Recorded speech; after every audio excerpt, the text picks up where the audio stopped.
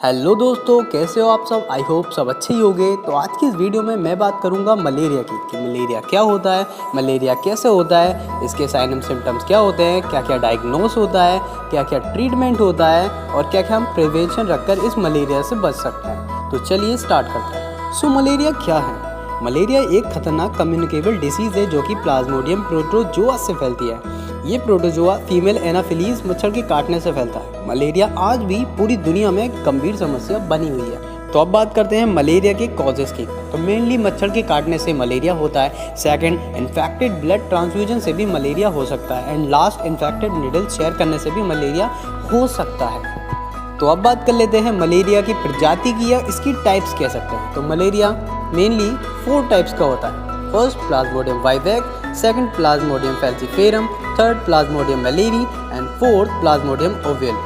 Plasmodium falciparum से होने वाला मलेरिया सबसे खतरनाक होता है। इंडिया में प्लाज्मोडियम ओव्यूल प्रजाति नहीं पाई जाती। मलेरिया बरसात के मौसम में ज़्यादा होता है। पुरुषों में महिला के कंपैरिजन में इसके होने की संभावना ज़्यादा रहती है। कच्ची बस्तियां, झुग्गी झोपड़ी आदि में रहने वाले लोगों की इसके होने की संभावना अधिक रहती है। खुले में सोने वाले, इसके अलावा एग्रीकल्चर में काम करने वाले लोगों में भी इसके होने की संभावना अधिक होती है। इंक्यूबेशन पीरियड क्या होता है। जब भी कोई माइक्रो ऑर्गेनिज्म हमें इन्फेक्ट करता है तो इन्फेक्ट करने से लेकर उसके साइन एंड सिम्टम्स दिखने तक का समय इंक्यूबेशन पीरियड कहलाता है। तो मलेरिया का इंक्यूबेशन पीरियड 10 से 15 दिन का होता है। तो अब बात कर लेते हैं मलेरिया के साइन एंड सिम्टम्स की। तो साइन एंड सिम्टम्स को 3 भागों में डिवाइड किया गया है। First, cold stage, second, hot stage and third, sweating stage.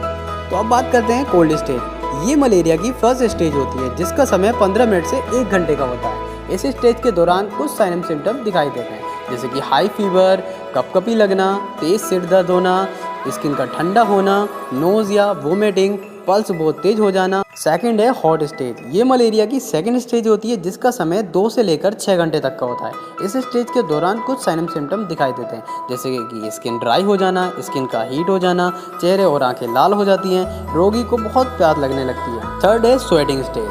ये मलेरिया की थर्ड एंड लास्ट स्टेज होती है। इसका समय 2 से लेकर 4 घंटे तक का होता है। इसमें कुछ साइन एंड सिम्टम दिखाई देते हैं जैसे बीमार व्यक्ति को बहुत ज़्यादा पसीना आता है, बॉडी का टेम्परेचर कम हो जाता है, पल्स रेट में सुधार आता है, स्किन ठंडी और नम हो जाती है, पेशेंट अच्छा महसूस करने लगता है लेकिन उसे कमज़ोरी महसूस होती है, पेशेंट को ज़्यादा नींद आती है। इस डिसीज़ के दौरान स्प्लीन का साइज बढ़ जाता है और हीमोग्लोबिन का लेवल कम हो जाता है। तो अब बात करते हैं मलेरिया के डायग्नोस की कि मलेरिया को कैसे डायग्नोस या फिर पहचाना जाता है। तो इसमें कुछ टेस्ट किए जाते हैं जैसे कि ब्लड टेस्ट है, माइक्रोस्कोपिक से जांच, रैपिड डायग्नोस्टिक टेस्ट जिसे RDT भी कहा जाता है। अब बात कर लेते हैं मलेरिया के ट्रीटमेंट की। मलेरिया के ट्रीटमेंट के लिए मोस्टली किन मेडिसिन का यूज़ किया जाता है। तो मलेरिया के ट्रीटमेंट के लिए क्लोरोक्विनोन मेडिसिन का यूज़ किया जाता है। यह मेडिसिन 3 दिन के लिए दी जाती है। मेडिसिन की डोज पेशेंट की एज एंड वेट के अकॉर्डिंग की जाती है। प्लाज्मोडियम फैल्सीफेरम के इन्फेक्शन से इन्फेक्टेड पेशेंट के ट्रीटमेंट के लिए आर्टेसोनेट, सल्फाडॉक्सिन और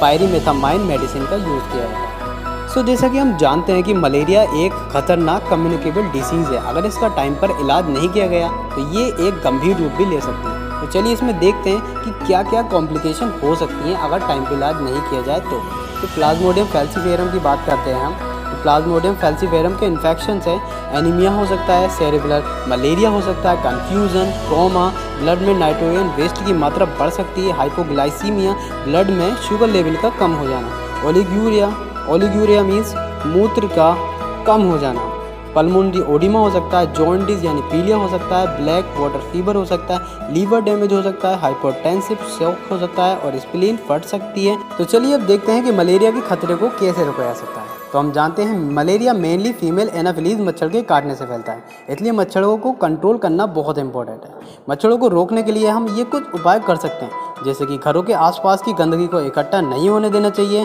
घरों के आसपास के गड्ढे को भर देना चाहिए, घरों के आसपास इकट्ठा हो रहे पानी में केरोसिन का तेल या फिर कोई अदर मच्छर मारने का स्प्रे कर देना चाहिए, घरों के आसपास के क्षेत्र को साफ रखना चाहिए, घरों के अंदर भी मच्छरों को मारने के लिए DDT जैसे केमिकल स्प्रे का यूज़ करना चाहिए, खुले में नहीं सोना चाहिए और सोते समय मच्छरदानी का यूज़ करना चाहिए, घरों के सभी दरवाजे खिड़की में जाली का यूज़ करना चाहिए। तो ये थी मलेरिया के ऊपर वीडियो। अगर आप किसी और टॉपिक के ऊपर वीडियो चाहते हैं तो मुझे कमेंट बॉक्स में लिख सकते हैं। और वीडियो अच्छी लगी हो तो वीडियो को लाइक करें, चैनल पे नए हो तो चैनल को सब्सक्राइब करके बेल आइकन को प्रेस करें ताकि इसी तरह की नॉलेजेबल वीडियो आपको सबसे पहले मिल सके। तो मिलते हैं नेक्स्ट वीडियो में, तब तक के लिए गुड बाय।